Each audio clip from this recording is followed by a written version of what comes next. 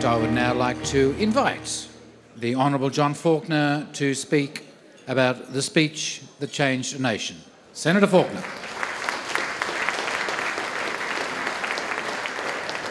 When Gough Whitlam strode onto this stage on this day in 1972, and as we know, addressed with curtains ringing exhortation the men and women of Australia, I have little doubt that he had little doubt he was striding into the pages of Australian history as well. Yet Gough's superb and usually justified self-confidence aside, there was little reason to imagine that the words he spoke on this stage on that day would endure as they have in our political and popular imagination. That their message of hope and purpose would still have the power to make hearts beat a little faster 4 decades later. That they would echo down the years to move and inspire men and women of Australia not yet born when Labor won that 1972 election. There is a tide, as Shakespeare wrote, in the affairs of men, which taken at the flood leads on to fortune. And there is no doubt that there was a rising tide that lifted Labor and Labor's leader, Gough Whitlam, in 1972. The cultural changes that swept the world in the 1960s, sharply contrasting with Australia's long years of stultification under Menzies and his Liberal successors, made the 1972 campaign a pivotal point not only in Australia's political landscape, but our social and cultural climate as well. There is no doubt too that much of that tide was the result of Gough's hard work and the hard work of all of us in Labor in the months and years before, tapping into the public mood for change, for modernity, and channeling it into the belief that a Labor government would provide that change and that modernity. So the 1972 launch speech was the culmination of years and years of work. By the time Gough strode into this hall, its time was for many as much a statement of fact as an expression of political partisanship. It was a moment of great potential, and with his speech, Gough seized that moment. Ladies and gentlemen, there is a power to a great political speech that no other creation of language has. No poem, no novel, no play, however dazzling, moving or brilliant they may be. Not by many means all political speeches.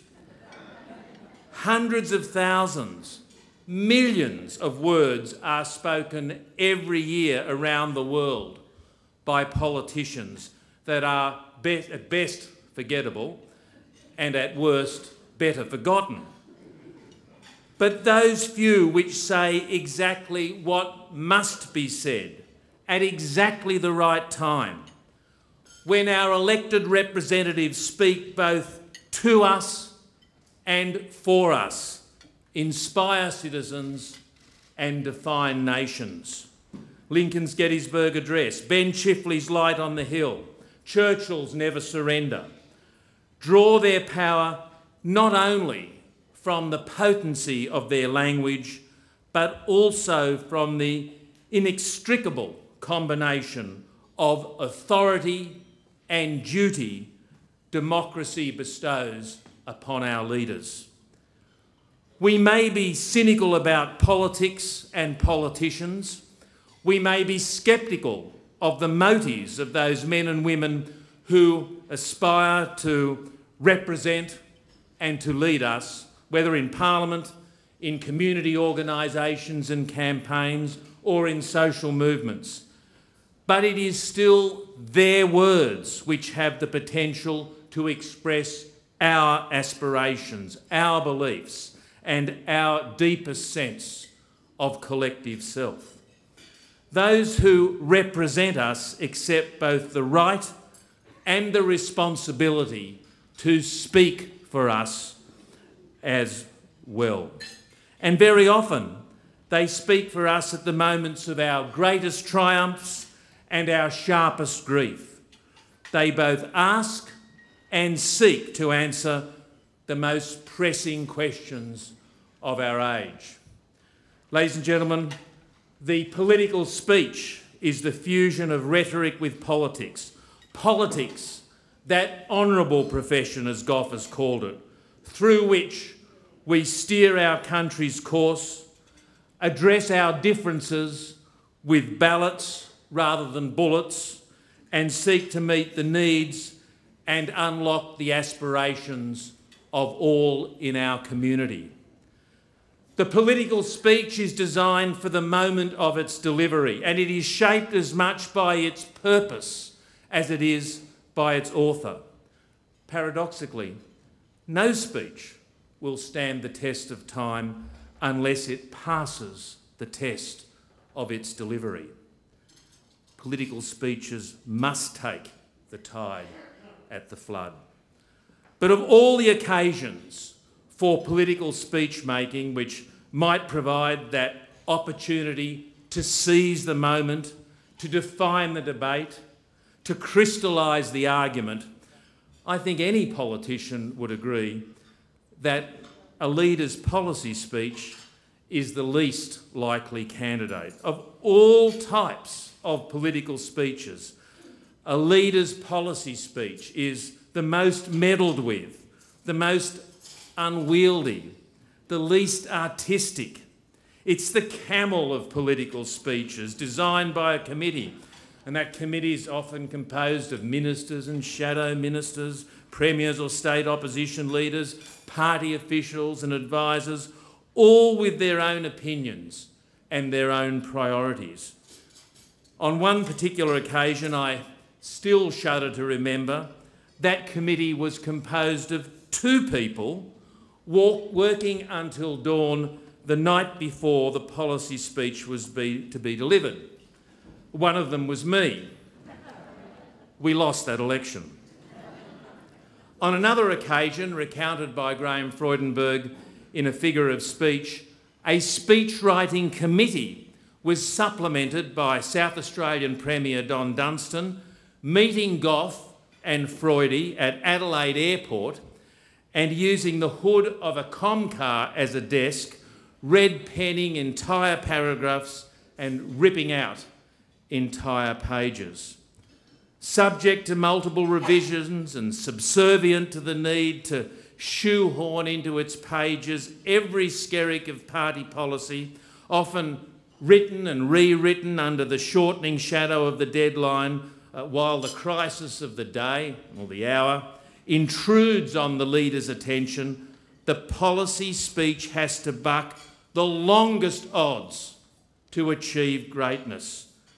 But in 1972, Gough's speech transcended all of that.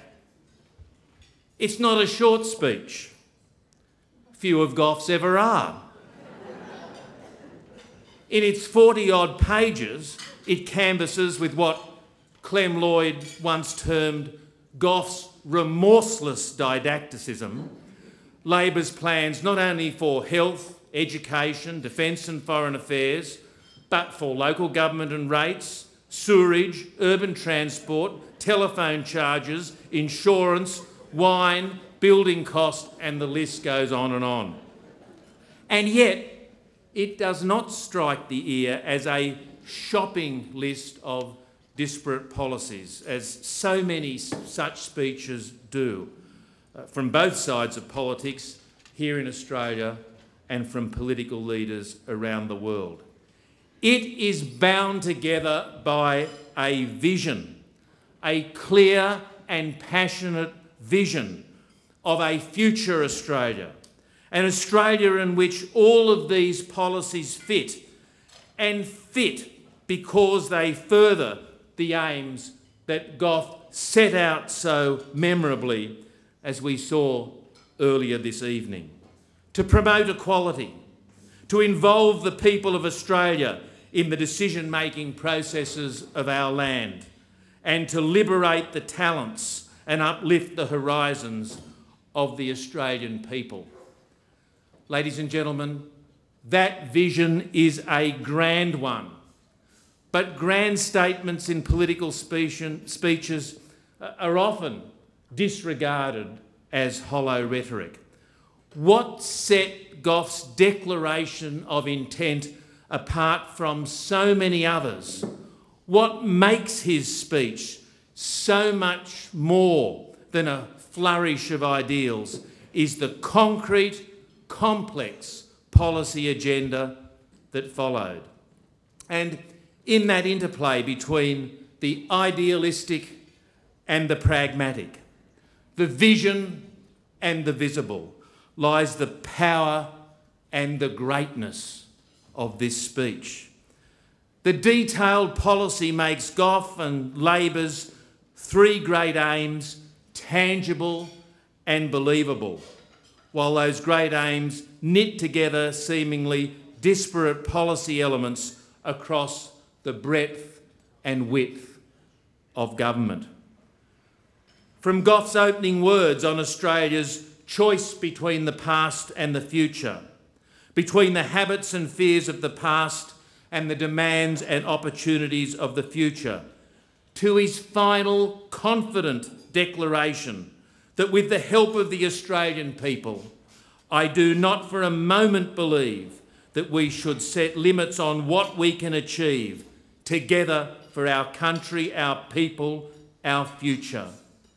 No other speech could have served so perfectly the complex and competing demands a campaign launch brings. As a speech launching an election campaign, it was a speech more purely about politics than perhaps any other. And it is a measure of the power of that vision, of those words, that it is impossible to read or hear the speech today, as it was impossible listening to it then without believing once again that politics can and should serve our highest goals and not our basest interests.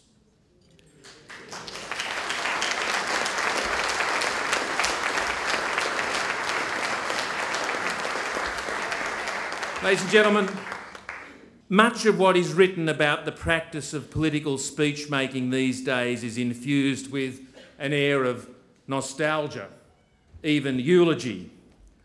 We live, we're told, in the age of 10-second sound bites, not well-turned sentences. Commentators decry the prevalence of spin, of lines of the day, of communication professionals practised in the dark arts of the message. Speech making, with its demands of eloquence and endurance, of reason and rhetoric, is supposedly a lost skill beyond the abilities of modern politicians and outside the attention spans of today's voters. It's unquestionably true that politicians today have many more ways to tell their fellow Australians what they believe, what they plan, what they are doing than did their predecessors. For generations, the political speech was the main, and aside from the occasional pamphlet pushed into a letterbox, the only way to persuade, to explain, to motivate. Now, daily news and 24-hour news channels bring our words directly into the homes of millions each day, albeit for mere seconds at a time. The engaged citizen not only accepts but expects that their representatives will explain themselves on Twitter and chronicle their work on Facebook and Instagram. And today, Australians have many more ways to inform and entertain themselves without traipsing off to a school hall on a Tuesday night to hear a speech from their local MP or community activist. It has become accepted wisdom that attention spans today are too short, lives are too busy, attitudes too cynical for the soaring rhetoric and detailed rationale of political speeches. But, and I think that recent weeks have made this case irrefutably, speeches that frame and are framed by key moments in our nation's political and social life have not been made impossible or obsolete by new technologies and new ways to communicate.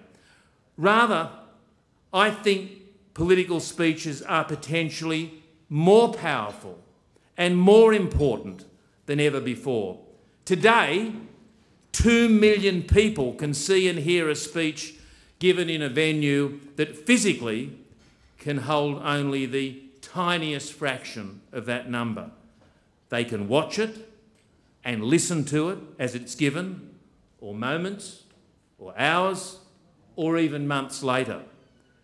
Distance and the pressing demands of modern life are no longer a barrier to hearing our representatives set out in their own voice, their values, their opinions, their reasons, and their goals. The Twitter generation is also the YouTube generation. 2 million views of Prime Minister Gillard speaking in Parliament. 1 million in just a few hours of President Obama speaking on election night last week. 5.5 million of former President Clinton addressing the 2012 Democratic Convention should tell us that the internet does not sound the death knell of the political speech. Quite the reverse. If political campaigns are fought on the field of the 10-second soundbite or 3-word message, as they seem so often to be, if those who aspire to lead us seem to have no desire to inspire us, if the memory of the hope and belief that Gough Whitlam gave to all who heard him here 40 years ago today seems only the echo of a long-lost past, we must look for reasons somewhere other than the technology which carries our voices. Not in how we communicate, but what we communicate. Not in the medium, but the message. The sophistication and immediacy of social media, the importance to modern campaigning of advertising, and the demands of the nightly news spot may make it possible to rely on slogans and evade the dangerous and demanding challenge of arguing policy and principle, but they do not make it mandatory to do so. Ladies and gentlemen, those of us privileged enough to be elected to represent our fellow Australians still have every opportunity to speak to them and every responsibility to speak for them.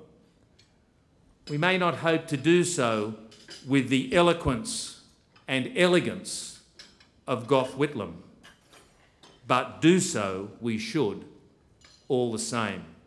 And if we fail to even try, the fault lies, to quote again from Shakespeare, not in our stars, but in ourselves.